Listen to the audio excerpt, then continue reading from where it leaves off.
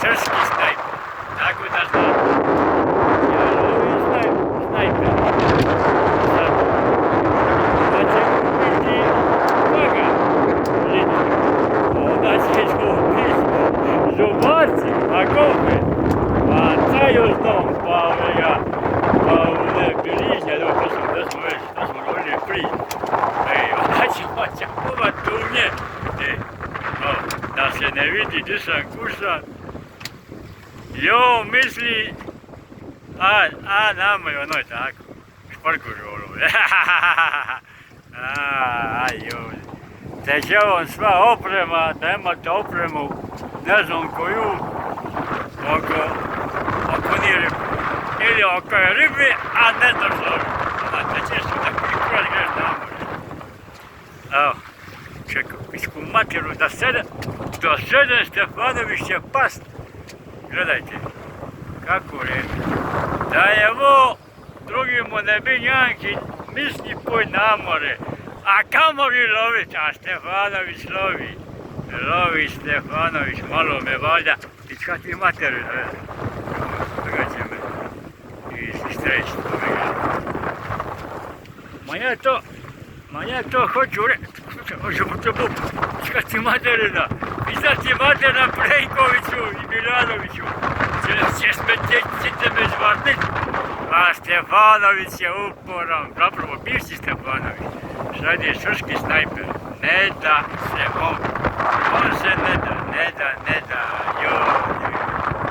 Lijepi ga mista. Kodno svodi. Vodimo stovare, gospodine. A gore nego stovare. A to sam rekao, to su se i uvida.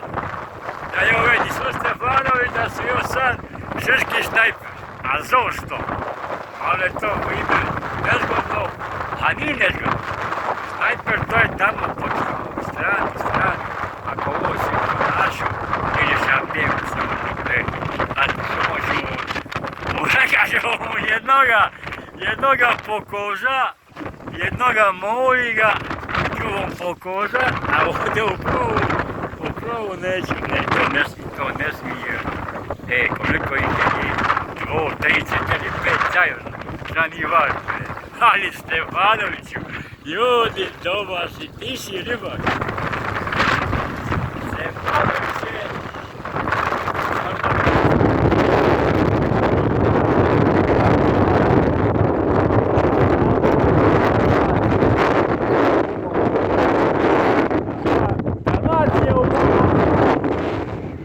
Ljudi sad oni koji su ogušni, kapu, i more, koje,